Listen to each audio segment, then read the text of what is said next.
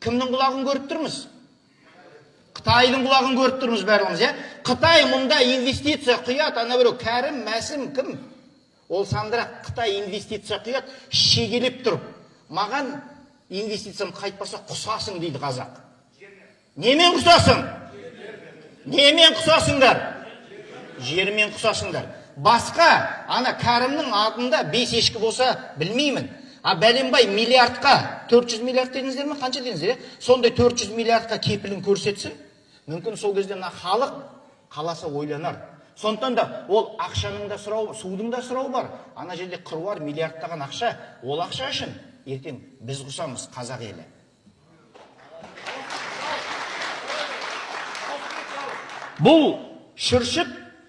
Бұл шүршіт деп атаған бабаларымыз, е? Білесіздер ғой қай ел екенін, е? Шүршіт деп атаған, өйткені олар тарақан сияқты көп. Олар өткен жолы ана министр Сапаров тайдың татағымен сепкен ана не бар ғой, ана шегіртке, е? Шегіртке сияқты көп. Шегірткені жеңудің жолы ол ана сепкені уламайды, ол ана ұясынан құртады. Қазір шүршіт Түркістанның төріне келіп ұясын салып жатыр. Сол жерден ертең қанатқа тұрады. Қанатқа тұрады да бүкіл елге тарайды. Сондықтан сіздер мына жерде Түркістанның халқы тарихты жасап жатсыздар. Егер осы жерден шүршіттер бастаса, Түркістанның төрінен, онда біз анық жерімізден айырыламыз. Солай ма? Бұл жерде Түркістанның азаматтары бар ма? Бұл жерде Түркістанның дуалы ақсақалдары бар ма? Бұл жерде Түркістанның жігіттері бар ма? Онда бұған жол беруге болмайды. Қазақ сахарасында шүршітке 1 гектар жер беруге бола ма?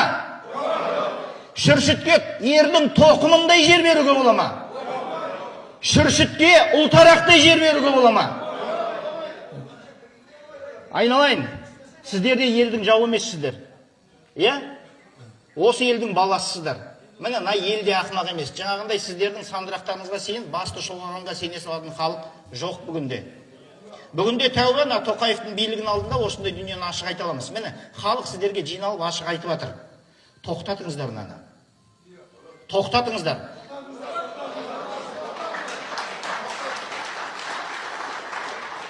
Енді қорытындылай келгенде құрметті қауым, эмоцияны, жылтыр сөзді бәрін алып тастайық. Енді сіздер тыңдадыңыздар бағындан бері, е? Енді жауабын беріңіздер.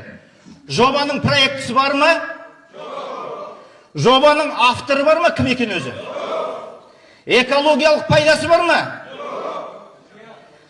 Ана Қазсушар сіздерге осынысына келіп қорғады ма су берем деп?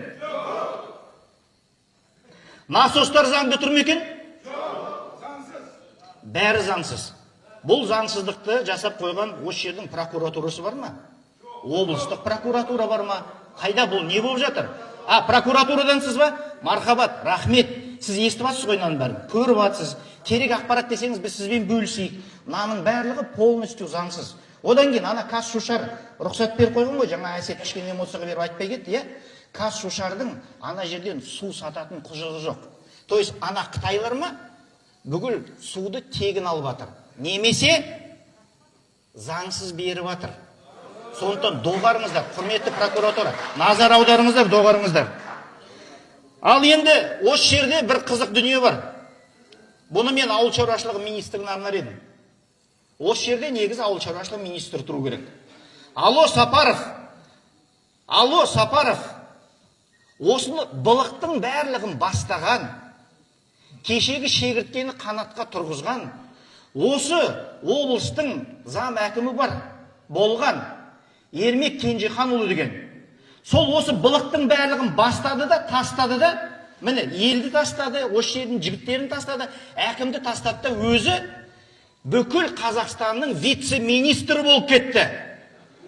Енді сонда осы шегірткенің проблемасы, жерді осылай шүршіттерге инвестиция бәрі мен сізді бөлген жоқпын.